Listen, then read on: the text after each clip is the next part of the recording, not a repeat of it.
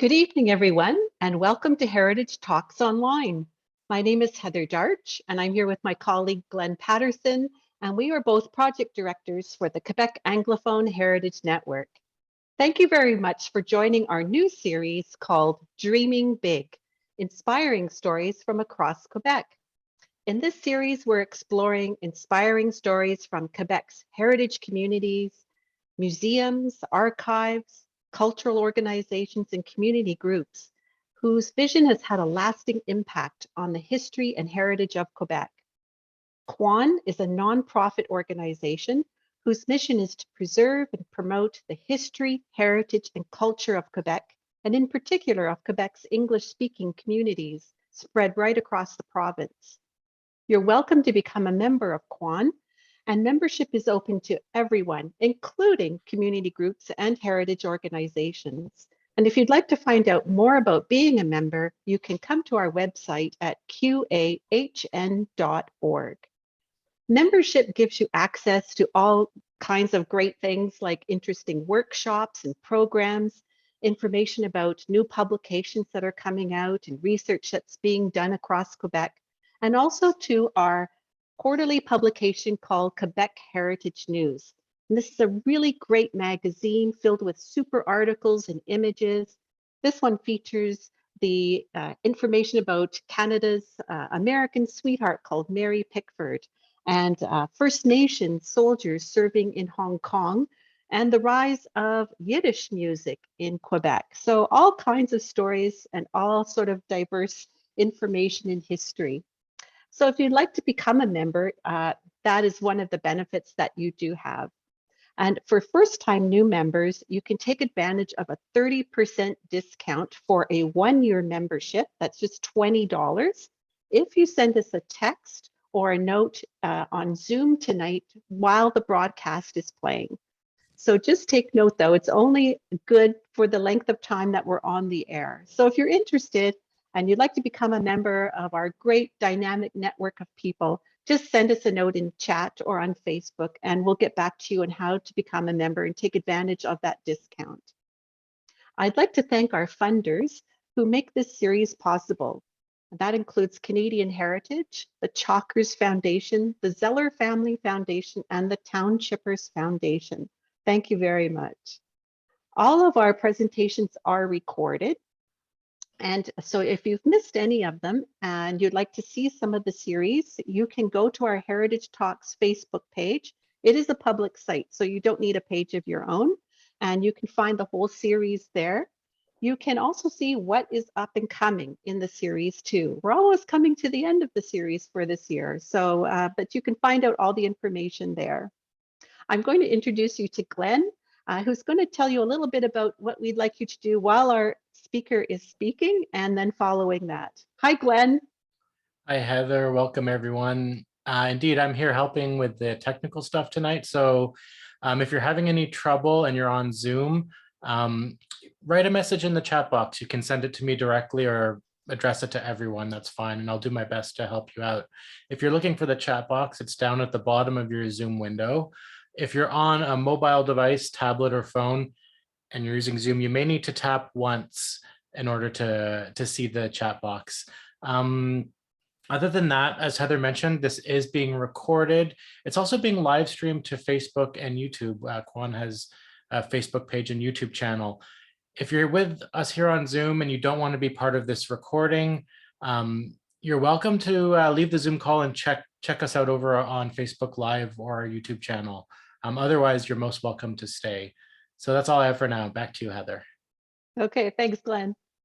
Well, our guest speakers tonight are the Reverend Catherine Burgess and Guy Morissette of St. Andrew's Presbyterian Church in Quebec City. Catherine Burgess has been the minister of St. Andrew's Church since 2009. This is her second career. She taught music and French in a primary school for 15 years and literature and writing in a high school for another 15. Immediately after she retired as a teacher, Catherine became a student again to prepare for ordained ministry. She studied at Memorial University in Newfoundland and Labrador, the University of Calgary, McGill University, and Presbyterian College. She completed a doctorate in ministry at Tyndale University College and Seminary. Guy Morissette, who is on the St. Andrew's Board of Directors and the chairperson of the Property Committee, is a dedicated member of the St. Andrew's congregation. Their talk this evening is called Saving Faith, Protecting an Historic Site by Opening Its Doors. Hello, Guy and Catherine, and welcome to Heritage Talks Online. Hi, Heather. Nice to be here. Thank you for having us. Thank you. Thank you. I'm happy to be here. Okay, are we going to just jump right in? Yes, go ahead. Thank you. Guy, do you want to start the slideshow? Guy and I are in separate places. I'm in my house, he's in his house, but through technology, we're together. So that's wonderful. Whoops, sorry. There we go. Okay, perfect.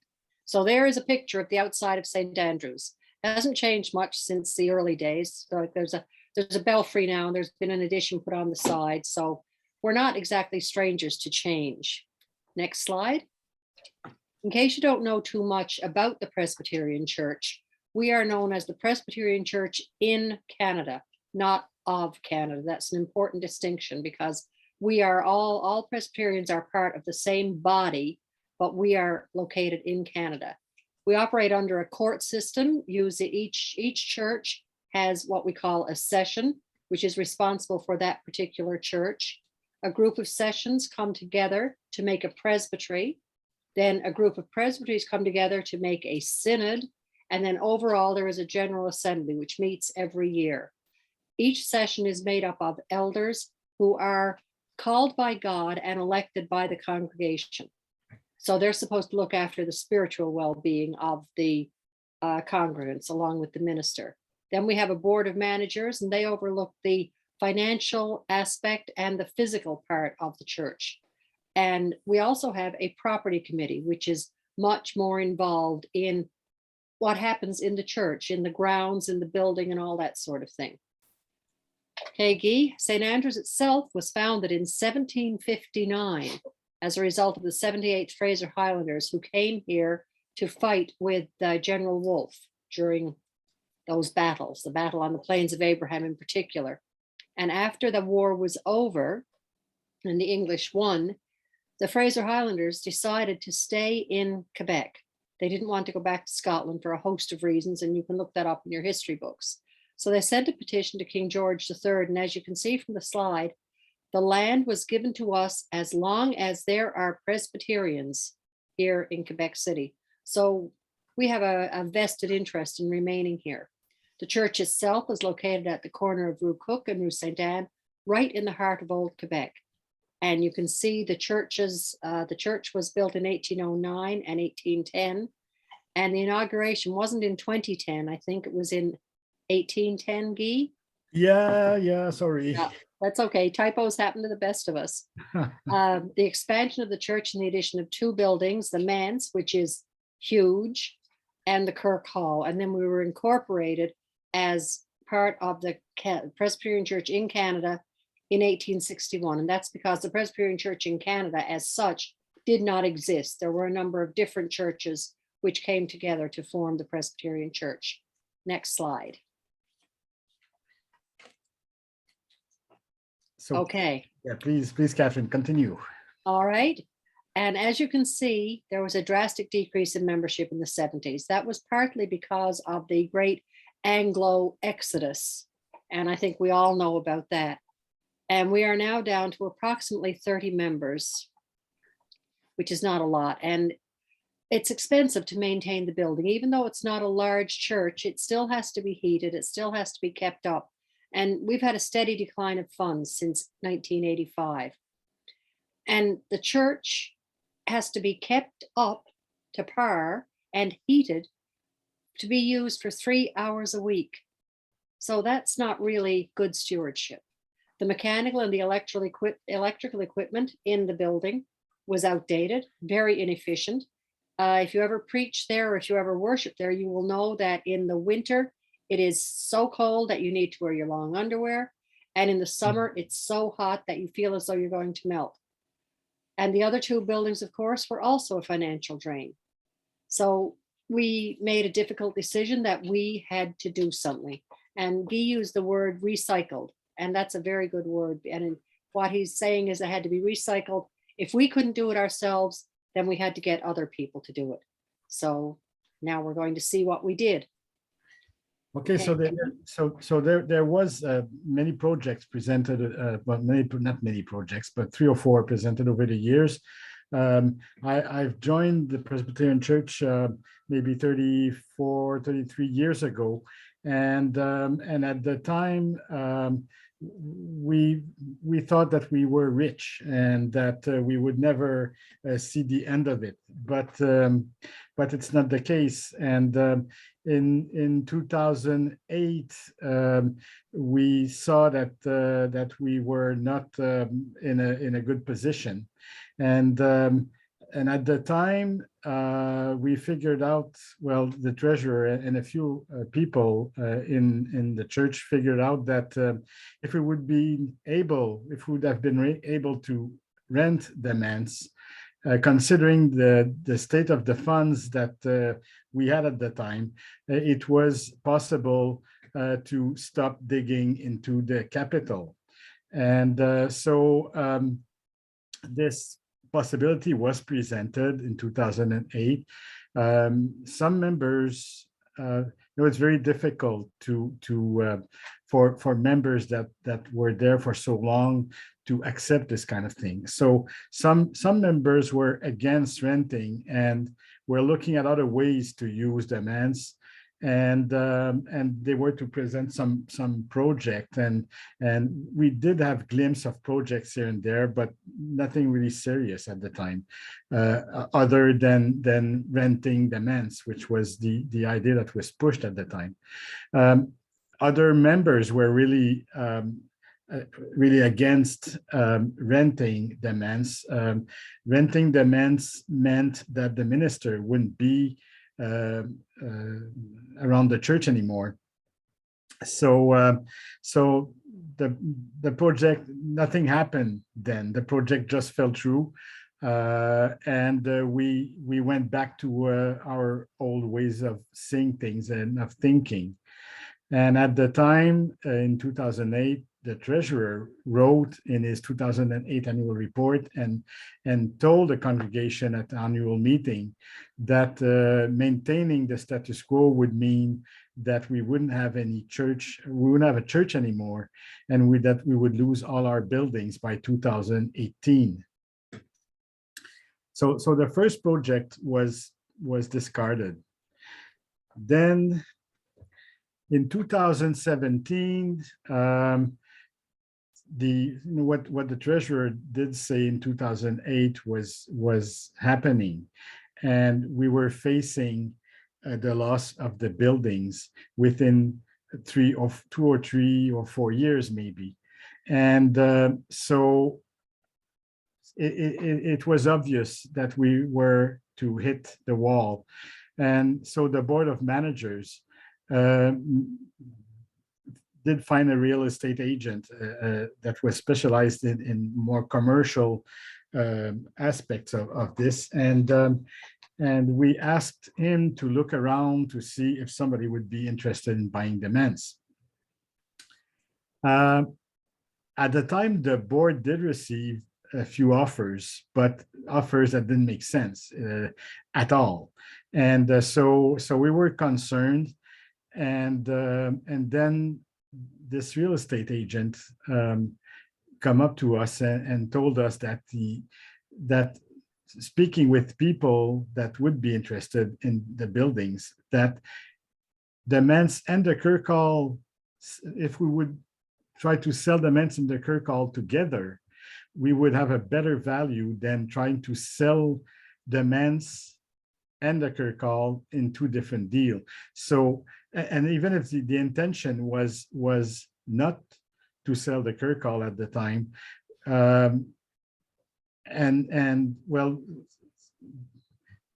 facing what we were facing, and knowing what the real estate agents were telling us, and I'm talking about the manse and the Kirk Hall, but also the small parking lot that was between the manse and the Kirk Hall was also of great value. So again, faced with the situation, we asked some specialists in evaluating buildings to tell us what would be the value of the manse and of the Kirk Hall together. And they did that, and they came up with a price tag for both buildings, and the price tag was calculated on the numbers of doors that could be installed for tourist purposes. After that, we did putting the manse and the Kirk Hall together, again asking the real estate agent to look into this. We had an interesting offer that came for the presbytery and the Kirk Hall together, and the price that was suggested was a bit higher than what our specialist told us, so this group of operators were coming, meeting to meet the board of managers and explaining what the intentions were. But at the time, and I think it's still the same thing today, there's a moratorium that the city put in place to restrict all Quebec is losing its the people that lives there. So they want to restrict that and to keep people in. So they this moratorium on new inns was in place. So since there was no possibility really for the inn operators to use the manse and the Kirk Hall for tourist purposes, one of the operators offered to purchase the two buildings for a private office and residential use at the same price that the group did offer. So then the offer was presented to the community. It was not very well received. There was a lot of a lot of people didn't like it at all.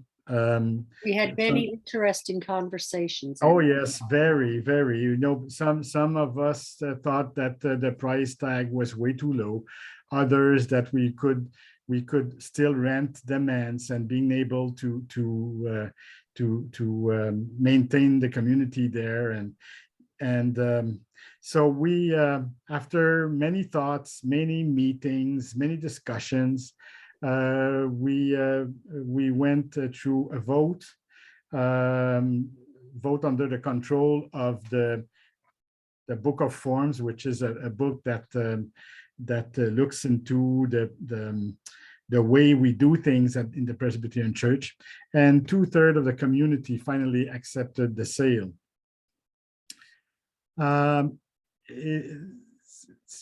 Even with the sale, it was clear to many board members that the sale price would not secure the church.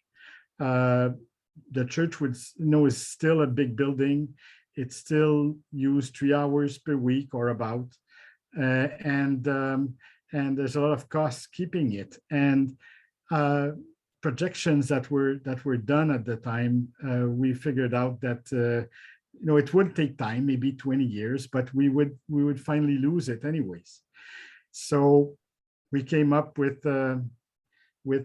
this impression that since we might use it one day and somebody else would recycle the building, why not recycle it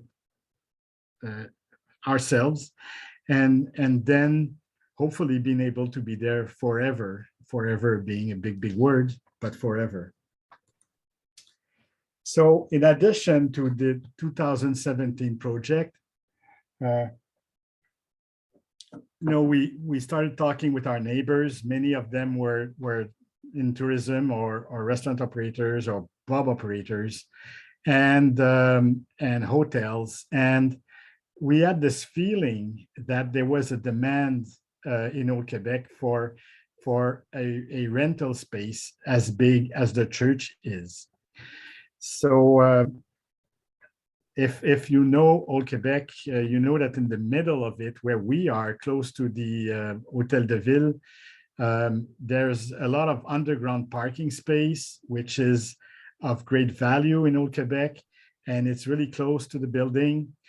And since all the syndications were there, and that we had this beautiful building in the middle of the tourist part of Old Quebec, that there was probably something that could enable us to cash on the building without losing it, operating it, and being able to use it for worship. So one of the members had a mandate from the Board of Managers to explore the possibility of using the proceeds of the sale of the two buildings and use it to transform the church into a usable multi-purpose hall, and also find a partner operator.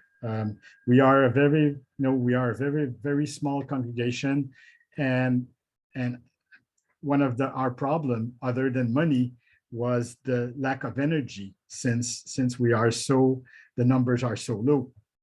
So discussions were initiated with 3 potential partner operators, 2 neighbors, and 1 group that is Kamahi. And we will talk a lot about Kamahi in the next few slides. But there are people who Kamahi is an event organizer, and so we approached them.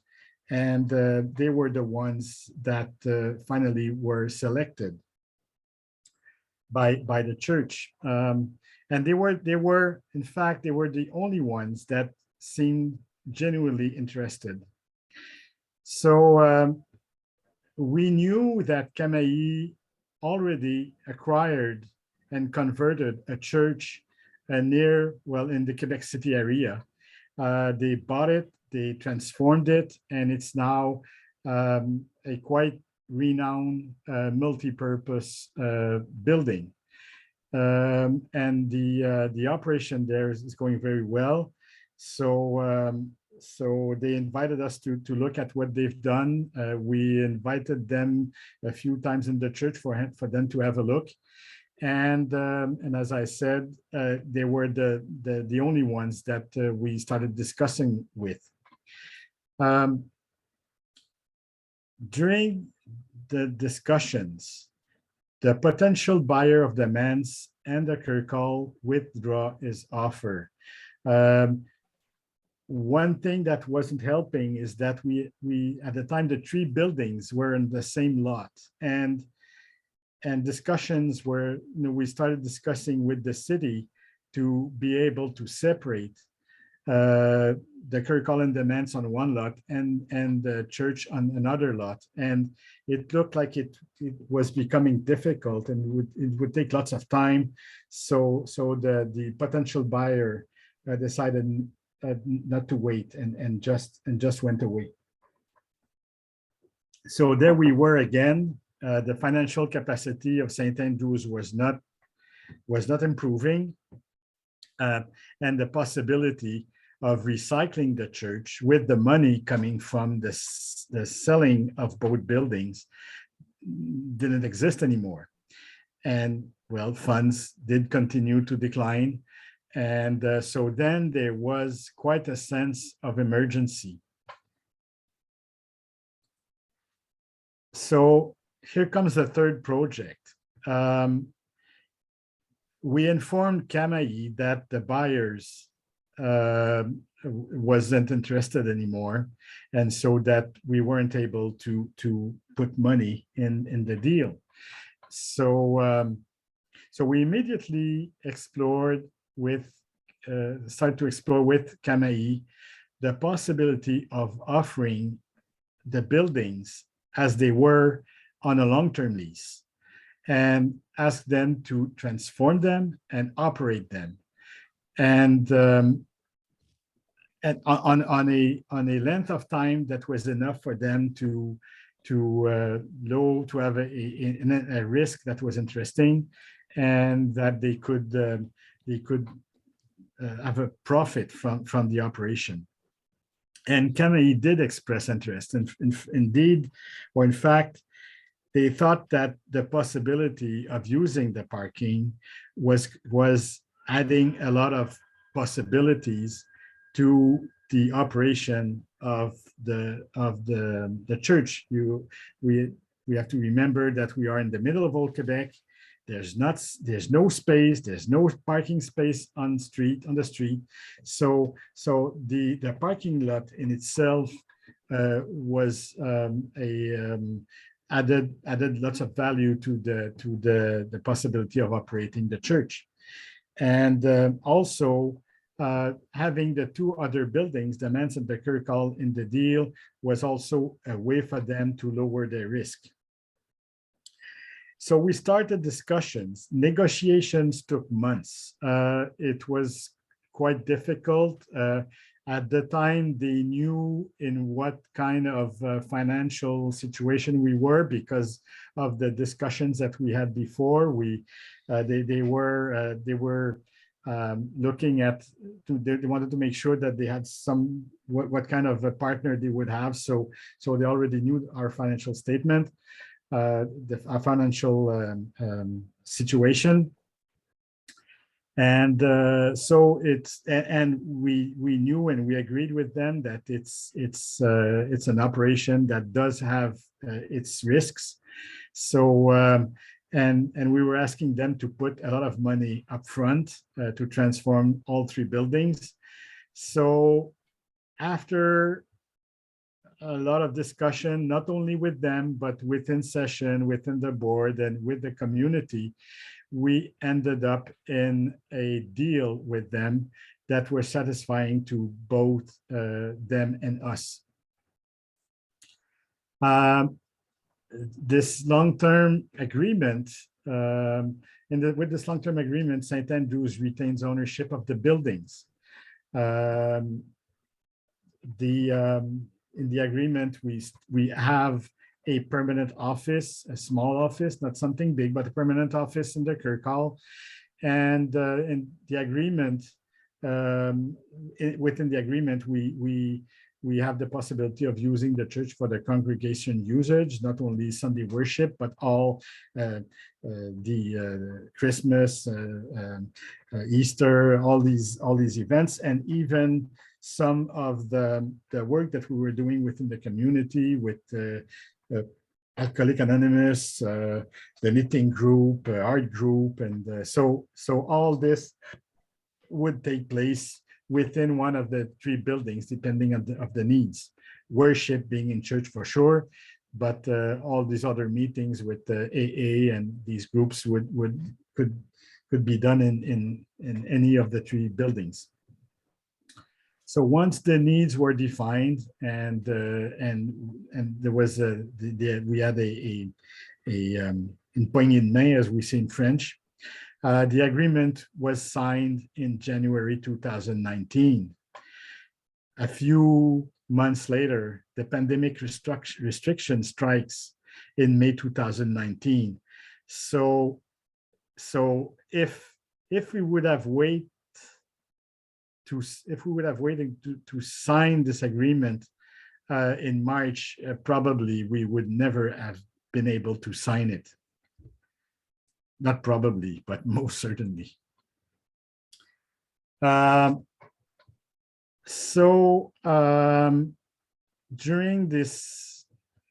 all this, we, if it didn't happen, if we wouldn't have signed this agreement, we would probably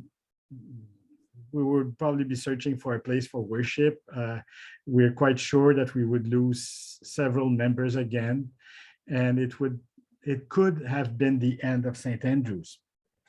But fortunately for us, as I've written there, and unfortunately for our partners, there was a contract now, and the contract, a pandemic. Who would see this coming? So there is some exit strategy in the agreement, both for Camaï and us, but nothing was foreseeing something as a pandemic. So there was no real strategy for this, except that it was very difficult for our partner. But fortunately, we have chosen the right partner, and it's a conglomerate. We'll talk a little bit more about what the partner is. So despite the pandemic, they started to work on the buildings. So if I put a few pictures of the inside of the church just before we started to do the work inside. So we had to go from this to this vision of what the church inside would become. It was a huge undertaking. There was a lot of money involved, but even with the pandemic, our partners started working on the buildings. The thing that they've done is that they changed the sequence of it. The first building to be done and ready was to be the church, and with the pandemic, they changed the way of seeing things, and we will talk a little bit more later about this. The first thing that was to be done was to relocate the worship and all activities to the Kirk Hall temporarily. It was all done by volunteers. And when I say volunteers, I put an S, but the numbers are very, very low. A few people worked very, very hard to clear the offices and the conference room, to look at all the old books that we have and everything, and deciding what was of value and what was not of value. We had a small museum in the church, and so we had to store all these artifacts, making sure that they were secure. We still own some archives that is going up to 1760. So these are very important, and very important for us, and very important for the history of Quebec City, the province, and even Canada. So we had to move these archives, which we did, and now we have to take care of them because they are not in a very good place. Also, there was a lot of furnishing and different things of value that were not only in the church but also in the manse and a few in the Kirk Hall. So there was a lot of decisions to be made. The valuable furnishing we retain, and Camaï is using them in the different buildings. Some of the furniture that wasn't of a lot of value was offered to the members, and some of the furniture are now in some of the members' house. There was a lot of worthless items that were accumulated over the years. So Camaï gave us a dumpster, and we probably a big, huge dumpster, and we fill it up. And there's also some temporary storage that was put in the Kirk Hall, and Camaï also had some storage facility. So some of the things that were to be stored were stored at Camaï's building. So We relocated the Sunday service to the Kirk Hall while the work was going on in the church. There was a great concern about the organ. In the agreement that we had with Camaï, the organ was for us to take care of. We asked them and they agreed that they don't touch the organ at all. So it was agreed that they would protect it as best as they can and that we would take care of it afterwards. As I said, because of the pandemic, there was a change of sequence. The priority changes. As I said, the first building to be done and ready for operation was the church. With the pandemic, knowing that it would probably go for months, the Camaï decided and we agreed to do the transformation to the manse first, because then office space could be offered, and also space for residents. And so the first building to be ready was the church. After that, we moved.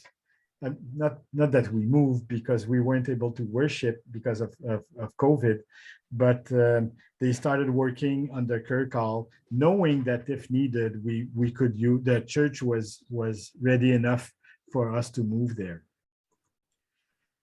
So as I said, the relocation of the Sunday worship was done. It was on the Kirk Hall, which is a much smaller building. By the way, it was one of the first public schools in Quebec City when it was built. So we used it and we really love the Kirk Hall. The Kirk Hall is this place that there's a lot of chaleur into it. So it was actually fun to be there.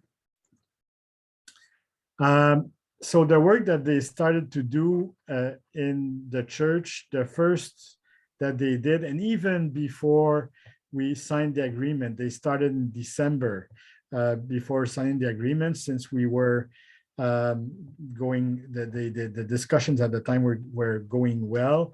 They started to dig the basement of the church. Now the basement is regulatory for people to use it. It's high enough, and in the basement of the church, they will install, or they would put there, the check rooms for the operation of the venue. The public restrooms are there, also in the basement, and there's the biggest part of the church basement is for storage. As you know, when you operate this kind of venue, you need lots of tables and chairs and a lot of other stuff. So this is kept in the basement, and there will be a lift between the basement and the main floor, which is not installed yet. But as soon as operations will start and the money will kick in, they will install this lift. What they did also that we already see the value of is the replacement of all the mechanical and electrical equipment, especially the heating equipment and the air conditioning that will be really nice this summer. It's now really good. It's a really good heating system that we have there. It will permit us to save money on heating. In the sanctuary on the main floor, all the pews were removed. Some of the families that were still in the church, and even others that we see less, they wanted to recover part of the pews for them to keep. So there's a lot of pews that are now in those houses of families, of members. And we had a problem with the ceiling. It was not known at the time, but the ceiling was becoming dangerous. So they did work on the ceiling to make sure that it would stay in place. There was a removal of the balconies. This was quite impressive. The balconies were installed in 1830 something for the soldiers to use. So this was a huge undertaking. All the carpet was moved, and we started from scratch from there. This is a picture that was taken. You can see, I don't know if you remember the old pictures. If someone wants to have a look at it, we could return to the old pictures later, but you can see that the balconies are not there anymore. They rebuilt a balcony in the sanctuary. Under the balcony, there's some space for the workers to prepare meals, and there's also a kitchen in what was the museum before. So the balcony is a place where you can have parts of event while preparing downstairs for a banquet, for instance. And you can see, I don't know if you see my little thing here, but you can see where the organ was and how it was protected. The sanctuary, we have a picture of the sanctuary. We can see Catherine. She is with the CTV, a CTV journalist. It did attract some interest to see what was happening with our church.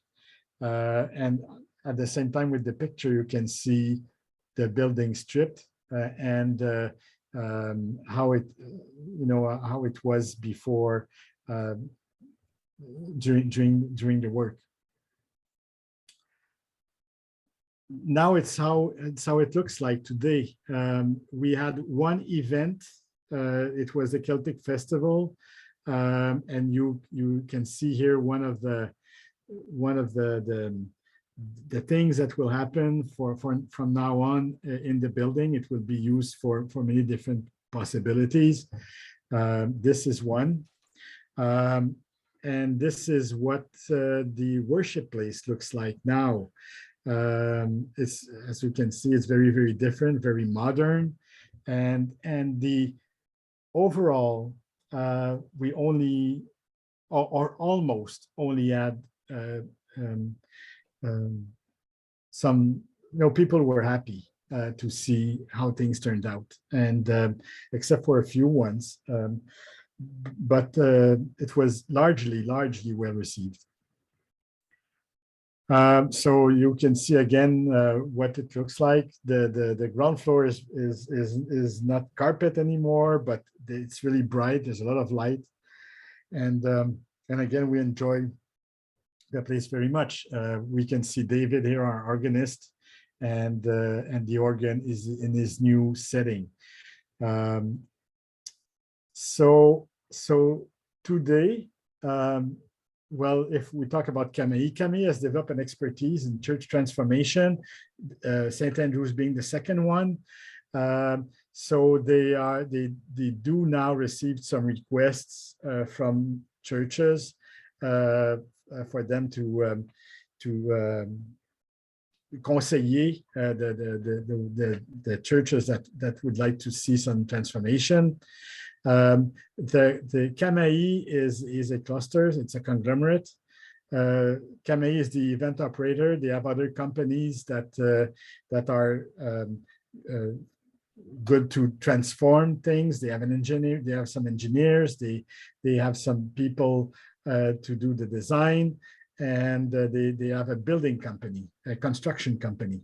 So they are builders. So we were quite happy to have this, the possibilities of such a partner to be able to do this work and still not getting any money from the church operation, because nothing is happening in the church. The manse is mostly rented. The Kirk Hall is completely rented. So this helps a lot, but it's still difficult for them. now for us, nothing is easy, as it's written there.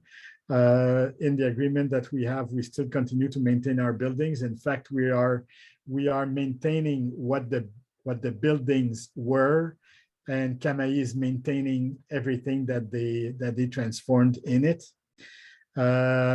But good news, we have not drawn any capital from our funds for 2 years. Even if there was a pandemic, our partners was able to maintain his part of the deal, which is paying the rent. We did reverse the situation since now our fund started growing again, which I don't remember happening since I was member of the board more than 30 years ago. And if until 2018, we as a community were supporting the buildings and putting a lot of energy into this, now as in 2019, it's the building that supports the community. So it's a great relief to us. There's always a few regrets. One smaller one is that we should have get this 2008, the first project that we looked into, the 2008 lease project should have happened, and this is too bad because even if we still own the buildings, we're not using them as much as we could have been using them if the 2008 project would have happened. A much bigger one is that we did lose a lot of people that we love in the process, people that were friends, people that were worshiping with us, people that had the St. Andrews at heart. They're not there anymore, and every Sunday it's a bit of a loss. So our hope for now is to start growing again as a community of faith, and as soon as we are comfortable with the funds growing and that we are there for the long run, we already started programs and ways of getting that goal going. So this is the presentation, and we are, Catherine and me are open for any questions that you might have. So Glenn, should I start? Should I stop this? Yeah, sharing? you can. Okay. You There can we go. stop your screen share. Thanks so much, Guy and Catherine. Heather, why don't you come on and open things up? I'll just say, if you have questions, which we'll start the question period now. Zoom chat box is your best friend if you're on Zoom. You can write in the chat box. You can type your whole question out, and Heather or myself will ask on your behalf, or you can just say, I have a question, and then I'll bring you on mic and you can start your video camera if you want, and ask Guy or Catherine yourselves. If you're on Facebook, just leave your question in the comments section. So Heather, why don't you come on first? Great, thank you. Add one more thing before Heather takes over. Go ahead. Guy talked about moving forward, and we're really excited because we are just about to start an initiative called New Beginnings with the Presbyterian Church in Canada. And this is a program that was developed. It started just before COVID, and it's meant to revitalize churches, to help churches refocus their mission and see where they're going and where they want to be. And we were actually approved for this, believe it or not. Our first day was the day everything shut down. So we had to cancel it. So now we're finally getting it started again. So we're very excited about that. So there you go, Heather.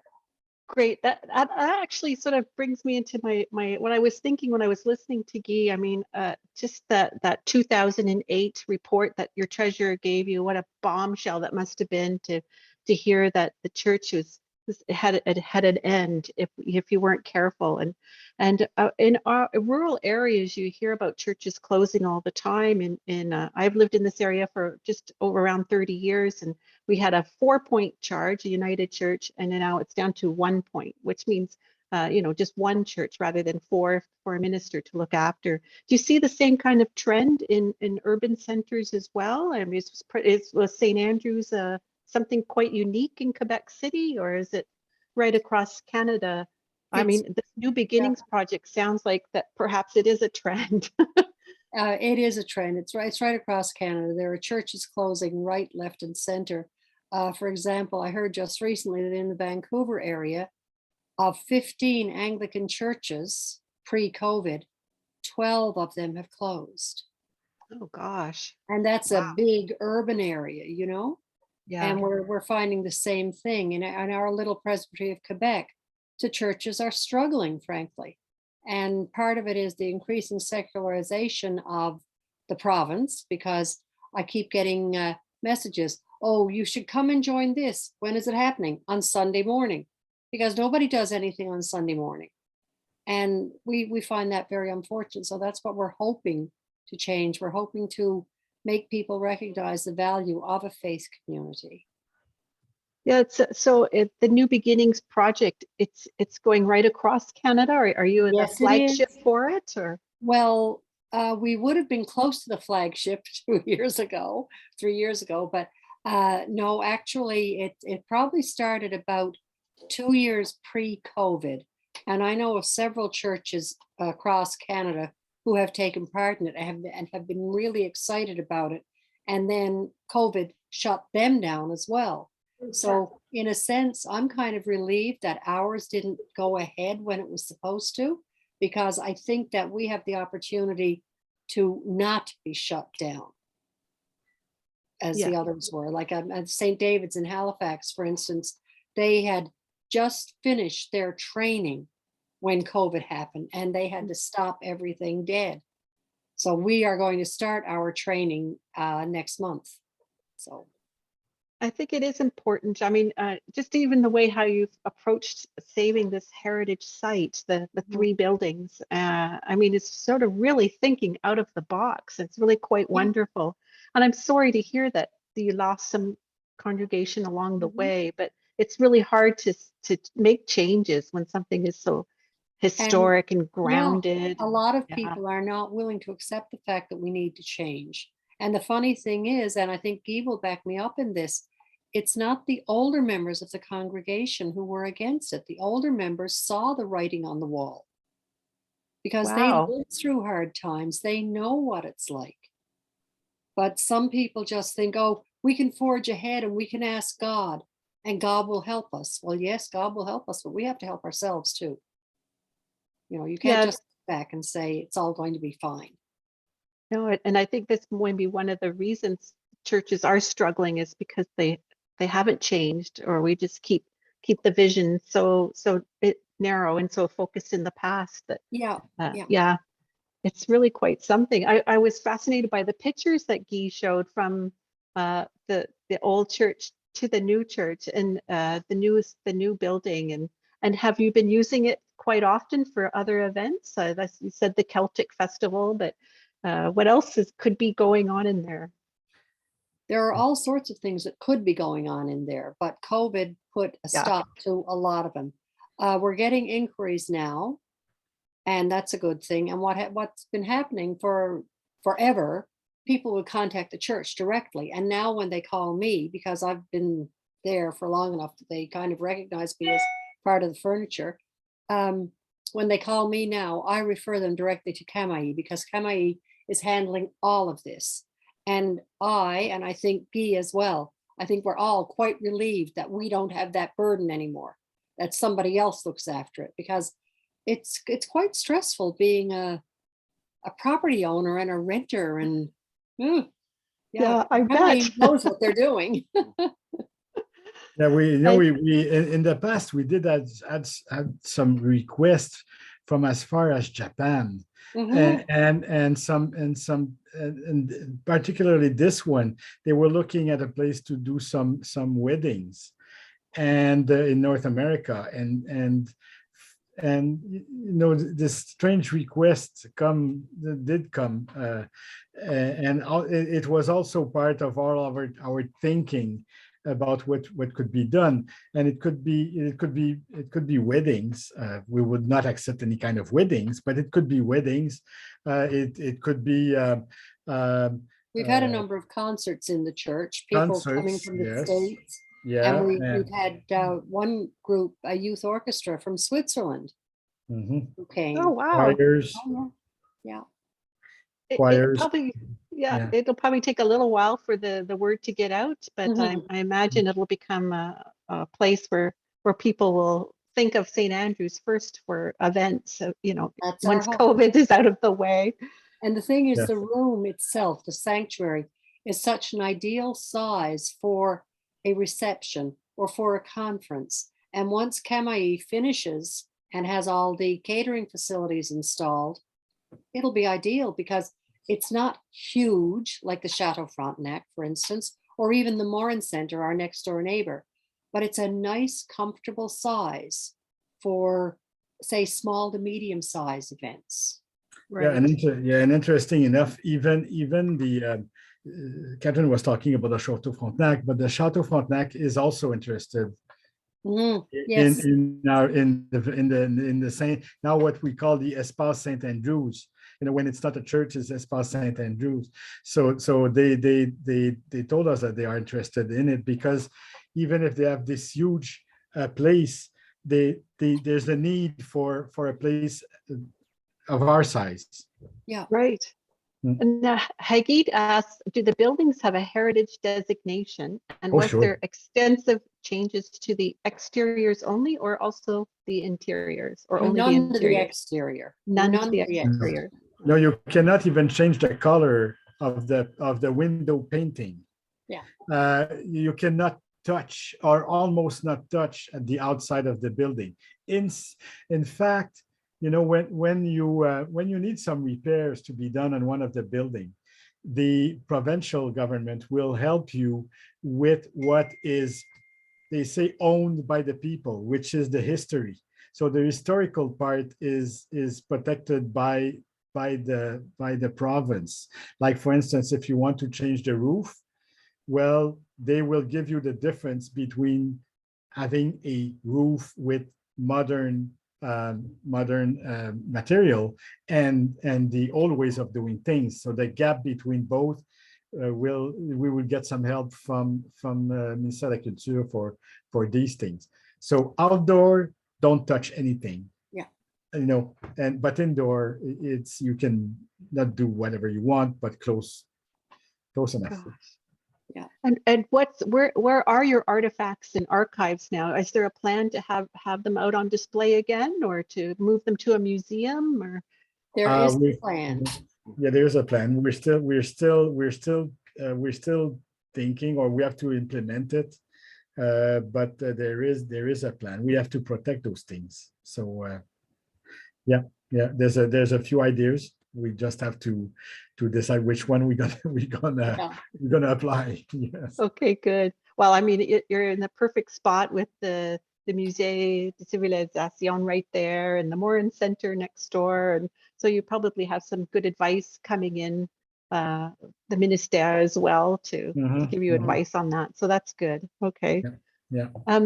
There's a question about the Fraser Highlanders. Is there still a connection with the Fraser Highlanders? Sure. Yeah, do they come to church or use it in any way? Yes and no. We have a connection. I am their chaplain. One of my titles is Padre of the Plains. And right now, of course, because of COVID, they have not been meeting and rehearsing the way that they did. I know that if we have an event at St. Andrews, like for instance, the Remembrance Day celebrations or a Tartan Day, Fraser Highlanders will be there in their uniforms, and we will have pipers if we need them.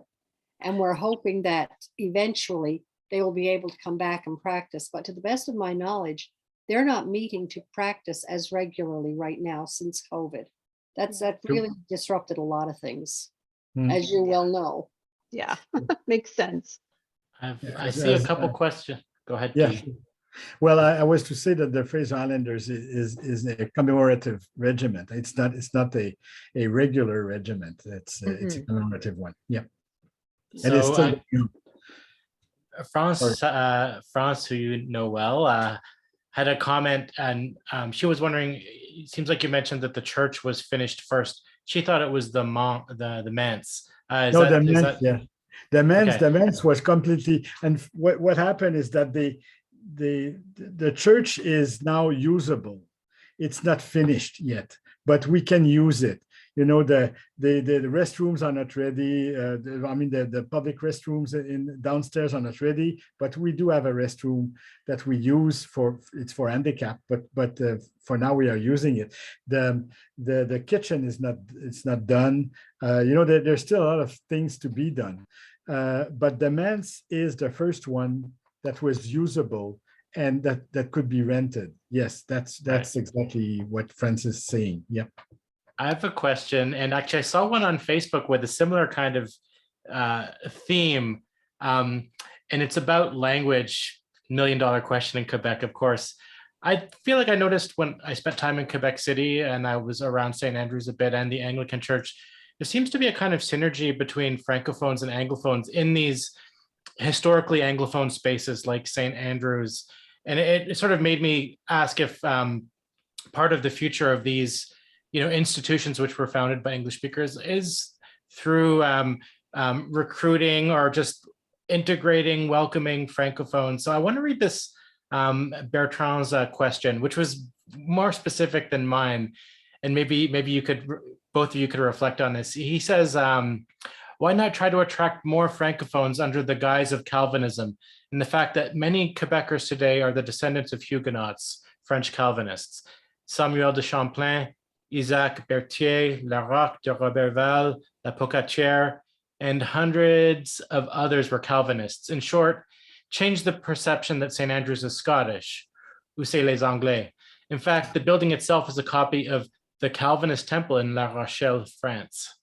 So the $1 million question, what do you guys think of that? Catherine, this one is for you. Okay.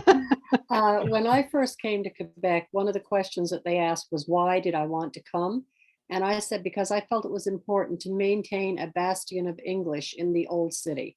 That is one of our mandates, to be an English congregation in a French city. We will certainly welcome Francophones, just as we welcome anybody to our congregation. Guy himself is a living example of that, and France also. So, we do have Francophone members. But if they come to St. Andrews, we assume that they are going to worship in English. We do one bilingual service a year, which is Christmas Eve. And we've had bilingual and French baptisms, weddings, and funerals. So it is possible. But our regular Sunday worship will be in English. So that's the way it is with us. Is this idea of a Huguenot connection, is it more imagined than real? I mean, I'm wondering if there's any, even if small, is there any kind of precedent for Huguenots worshiping, and even before St. Andrews existed, perhaps? One of the things that we like to tell people is, since nobody knows where Champlain is buried, we think he's under the church. So we make Good that one. Well, why not? He could well be. Louise Penny even had difficulty trying to figure out where he was buried. So, and where the church is built was the garden. There was a Jesuit garden at one point, and under the Kirk Hall, we still have the well that was in the middle of the garden, and that well was probably one of the only water source during this 1759 little chicane that was happening. That's the I was going to ask you if there was when you were digging the basement, if you uncovered any artifacts or something from that time period. This well is still there, and every spring the water comes up and flood the under the Kirk Hall. So oh no. Yes, but it doesn't get in. It's underneath. So it's underneath. Okay. Yes. Wow. Oh, fascinating though. Matthew, go ahead. Sorry, go ahead. No, I was just going to say, is the church still open for tours, or it's not really? Not at the present time. No. Not now. No. Yeah.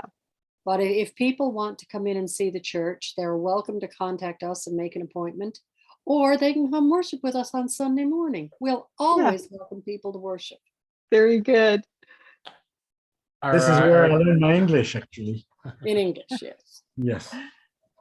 Our executive director, Matthew Farfan, was wondering how many families are still part of the congregation now. I guess that depends how you define families, but. Well, actually, I believe our clerk of session is in the Zoom audience, and she just completed the statistical reports. So she could probably answer that more quickly than I. Somehow in my head, I've got the number 17 families. Okay. Do they tend to be, I was talking to Barry McCulloch about this, like, who is the English speaking population of Quebec City today? We know there was a lot about migration. Are these people with hundreds of years of history in Quebec City, or are they people who maybe relocated from elsewhere in North America or Canada? We actually have people who've relocated from other countries, and they come to St. Andrews, and they end up there for some reason, and we welcome them too. Mhm. Right. That core group of families aren't necessarily people with, what is it, 200 and some years of history? No. I don't know that St. Andrews has had that for quite some time. Now, Guy can correct me on this, but my guess is that maybe there's nobody left from that because the McCartneys are all gone. Yeah, the McCartneys are gone. I would say, well, probably the Francophones that are at St. Andrews are from the oldest. Probably, yeah. Yeah. Because it's true that we always, there's always a statistic saying that about 2% of the population is almost unilingual English in Quebec City, and for sure, most of them is just because they just arrived. Because the vast majority of people that speaks English in their houses speaks French fluently also. We went through a period of time when we had a number of military people, and that was very interesting. Now they've been posted elsewhere, so they're gone. We do have a core group that's been there ever since I came, and most of them are still there. And as Guy mentioned, we did lose some when we started this whole transformation project. Recycling project, yes. Yeah. But we have to live with that. If you're going to make hard decisions, you have to live with the consequences, and we're prepared to do that. And we're instead of sitting back and saying, oh dear, poor us, we've lost these people, we're looking forward, we're looking ahead, we're looking to the future for St. Andrews. I think it was your only choice, listening to your story, and what else could you have done, really? You would have just closed like so many other churches. Exactly. And what a loss that would have lottery been. Tickets, even though Presbyterians are not supposed to gamble, but a lot of tickets didn't get me anything. So I guess God was saying, no, don't do that. And I know it was a controversial decision you had to make, but looking back now, how do you feel? Do you think you made the right choice? I think we made the only decision. Guy, wouldn't you agree? Yeah, I think it was really the right choice. And the proof that it is the right choice is that we are looking forward now, and with confidence. While we were, we knew that we were going to hit the wall, and when you know that, you just stop. You just stop growing. You know that you're gonna hit the wall. Now it's very different, and it's starting to have to inhabit us, that feeling. So this is good. We since we are looking forward with great confidence now. It's much better, and it's comforting. Yeah. And as Heather inferred, we had no choice. It was either sit and die or do something. So we chose to do something. Yeah, Guy mentioned the lack of energy, but it sounds like you've been re-energized. Oh, yes. Yeah. And so. Quebec City, Canada, didn't lose the oldest English-speaking Scottish Presbyterian congregation or church. The building is still there. And Mhm. and it's marvelous that all the heritage folks, are really glad that it's still there and hasn't been taken down or changed into something that's unrecognizable. And, Mhm. We're not a so library, we're not a condo, we're still a No, church. and it's not, a Disney kind of building. No, it's not an empty, cute building, empty. Yeah. It's a building that is used, that there's people loving this building inside, and we are making much more, even if now we are with KMAE, but as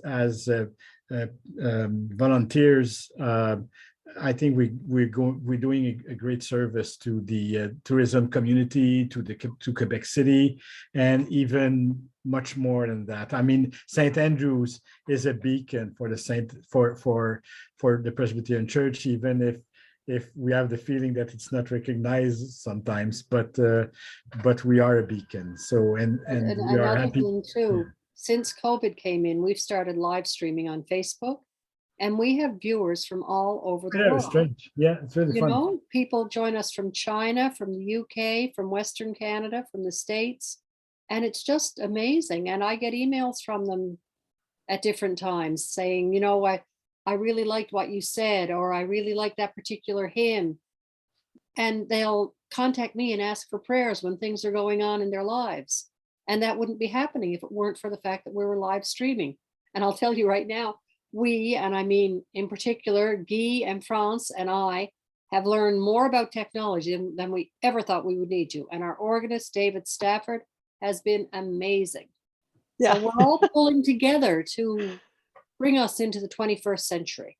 Yeah, and to maintain the church building well Yeah. beyond it, and it's Yeah. really quite wonderful. So some of the comments I on would this, like to look back in 100 years, if I'm still alive, and say, I used to be at this vibrant church, because in 100 Yeah. years, I won't be at this church.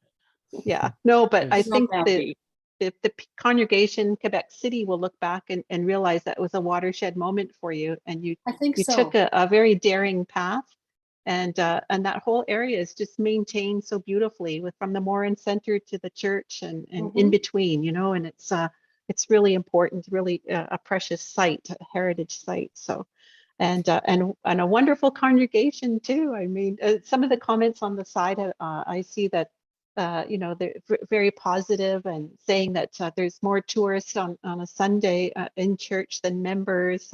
So the doors are open and people are coming in, and that's important. Yeah. And Glenn and Heather, I'd like to thank you before we finish, because I don't imagine we've got too much time left. But I would like to thank you very much for this initiative and for inviting Guy and me to take part in it. We really appreciate it. It's our pleasure. Our pleasure. Yeah, and it's a place that I've told you, Catherine, that I've known very well as a child. We always called it the sideways church because the pulpit was on the side, but we always liked going there. And so it's been really special to hear about the transformation and just the wonderful energy that it now exists, that you can hear it in both you and Guy, and it's really exciting to think that the congregation is ongoing, but so is the heritage and the history of the buildings, the Kirk Hall and the manse too. So well done, and thank you very much for being with us today. It's been great, and yes, we'll bring it to a close. I think, Glenn, I don't think there's any other questions from Facebook or. I'll check quickly, but I don't no, I didn't see any more on Facebook. But yes, we all learned a lot about live streaming in the pandemic, including Kwan. Us too, yeah. And I just everything you're saying makes me think, where I go when I need to learn how to do something about live streaming, who really led the way in this field were church groups who had to figure this out very quickly because they wanted to continue serving their congregations. Exactly. A channel I follow religiously on YouTube is a fellow. He's from I think he's from maybe the DC area. He serves Baptist churches in the Northern Virginia area. He helps them install, he calls it updating their media ministry. His name's AJ, the CEO, but he's got so much wisdom. However ambitious you want to get, he has ideas. He shows you the tech setup, from simple to complex, and he had this one reflection in one of his videos where he was, with the promise of maybe reopening, should we come back to church? And his reflection was this, is, the church is not the building. The church is it's the congregation, and the building is important. And I think what's the delicate balancing act you guys have pulled off is you have made it possible for the building to maintain its exterior, and then the congregation can go on as well. And that's really the most important thing. Yeah. So kudos. Thank you. And the church may not be a building, but you try and mess with the building, you upset the congregation. Oh, yeah. It's a Gordian knot. So Patricia said it's called faith, and in the heritage community, it's just called hardcore history. So well done, well done. Thank you to all of you who joined us this evening. If you're interested, we have another talk coming up on Tuesday, April 12th, with Jeremy Reeves, the former curator of the Lac Brome Museum, and his talk is called A Long History and a Bigger Future. And that is all about a museum that's been around for 100+ years and what they're doing to stay alive as well. So you can check out our speakers lineup on the Quan website, or go to the Heritage Talks Facebook page, and there you can see what's coming, and you can hear this recorded presentation as well. If you'd like to hear it all over again, you can just go to our Facebook page. So thanks very much, Glenn, for keeping everything on track. Thank you once again, Guy and Catherine. Wonderful presentation. And thank you all for joining us for Heritage Talks tonight. And until next time. I can share that link with people. Yes, indeed. I'll make sure, well, Glenn will help you with that. Okay, good. Oh, good. Thank you. Thanks, Bye-bye. everyone. Bye. Gotta get the dog out and the cat.